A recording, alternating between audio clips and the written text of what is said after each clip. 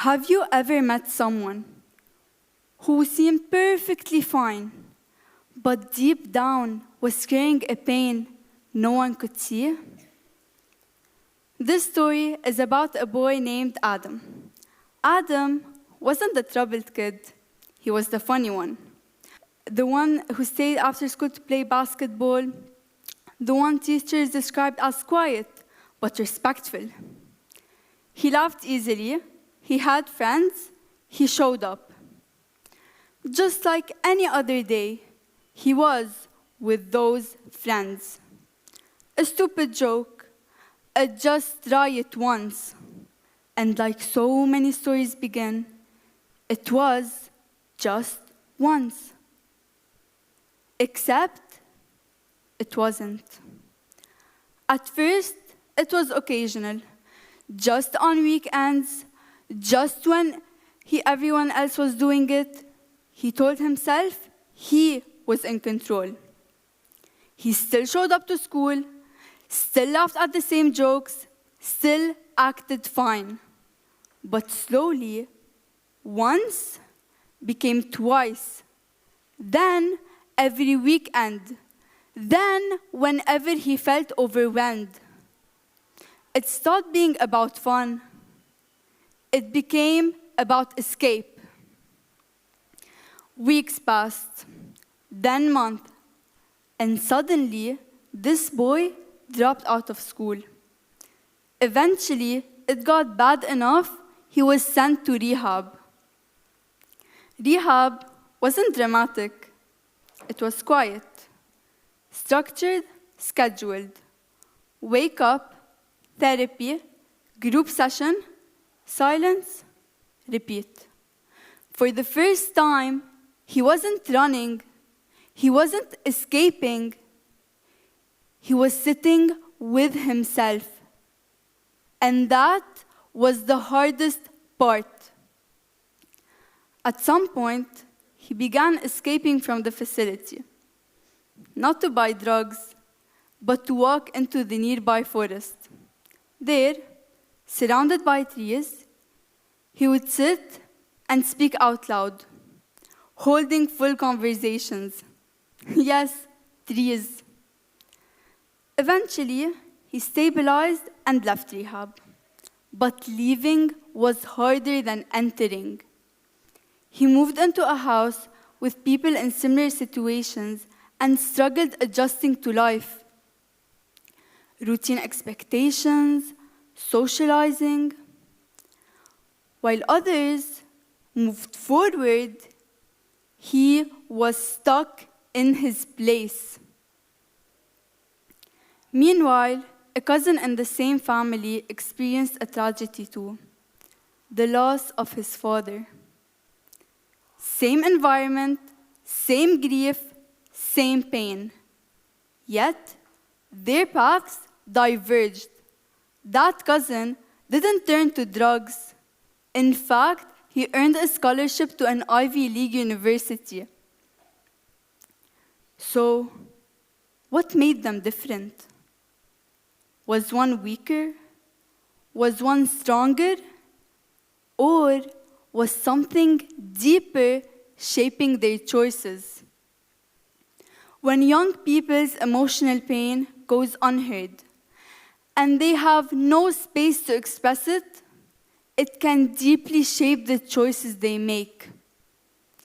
This talk is about how creating space for genuine listening can open door to real change. Because this story isn't really about drugs. It's about silence. The first thing we need to understand is this. Substances are often the final step in a much longer emotional process. It's really the beginning of the story. Long before someone tries anything, there is usually something building underneath, like pressure to succeed, fear of disappointing others, family expectations, or simply the feeling of not being enough. Does that sound familiar? If you read anonymous youth forums, you'll see posts that say things like, "Everyone thinks I'm doing great, but I feel empty." Or, "I can't tell anyone I'm struggling, or they'll think I'm weak." These aren't students who woke up one day wanting to self-destruct. These are students who felt unheard long before anyone noticed their behavior.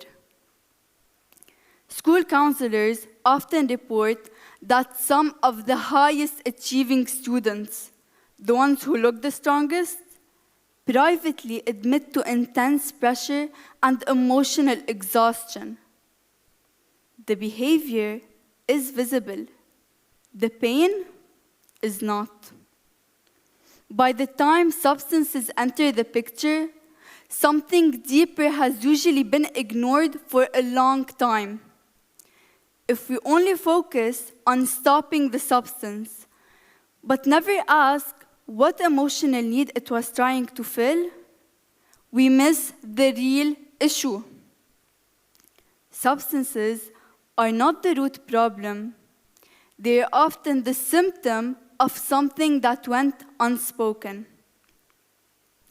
The second key point is that silence makes escape feel necessary. When vulnerability is discouraged and emotions are dismissed, teens may turn to escape just to maintain that image of strength. In many cultures, especially in school environments, teens are rewarded for being strong and not showing weakness.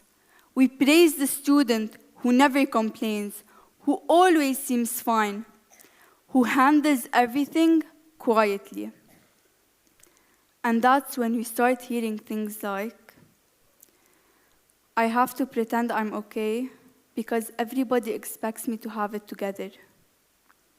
Raise your hand if you've ever felt like you had to pretend you're okay just to meet everybody's expectations.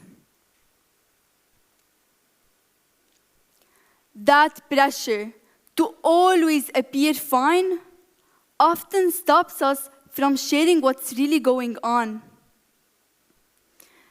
This is where we see two sides to the story. On one side, an adult might say, "Just stop," focusing on the surface. On the other side, a teen might say, "My parents tell me to stop acting out, but they never ask why I'm feeling this way." When we only focus on what's visible, skipping school, acting out, without digging into the emotional pain underneath, that pain doesn't get resolved. It gets numbed. And psychological studies show that teenagers who are encouraged to just stuff it out or hide their feelings are more likely to develop anxiety or turn to unhealthy coping mechanisms. Suppressing emotions doesn't make them disappear. It increases the emotional pressure over time. And when that pressure keeps building and building up without release, escape can start to feel like the only option. If silence fuels escape, then connection must be the solution. Being a change maker doesn't start with control. It starts with connection, and connection starts with listening. More importantly, listening without judgment. Research shows that teens who feel heard report lower stress and healthier coping strategies. Even small cues like eye contact, saying, "I hear you," or "I get you," can make someone feel seen. And that reduces their need to escape. A safe space where teens know they can share freely reduces reliance on unhealthy coping mechanisms. Being a change maker means intervening before crisis. This happens through listening, asking real questions, and allowing honesty without judgment. Because when we truly listen, the need for escape becomes smaller. The impact of one genuine conversation can reduce emotional weight more than we realize. When we shift the question from, what are they using, to, what are they going through, we begin addressing the root instead of the symptom. The goal is not to scare or punish young people into stopping.